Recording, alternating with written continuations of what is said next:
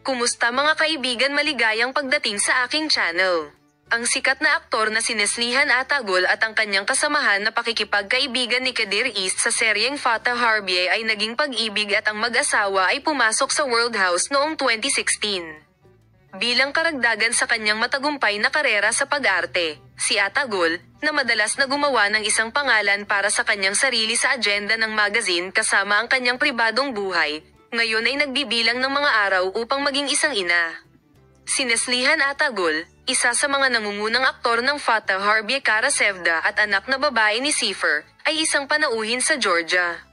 Si Neslihan Atagol ay may taimtim na pag-uusap kay Salberits bilang resulta ng Georgian. Nanalangin ang manlalaro bago magsimula ang pakikipanayam. Gusto kong maramdaman na hindi ko naramdaman si Neslihan Atagol. Sinabi niya, ipinagdasal ko ang aking sarili na maging mabuti ang pakikipanayam. Si Neslihan Atagol, na nabuhay kasama ang kaguluhan ng sanggol, naramdaman ko ang pakiramdam na hindi ko naramdaman ang proseso ng kaguluhan. Sabi niya.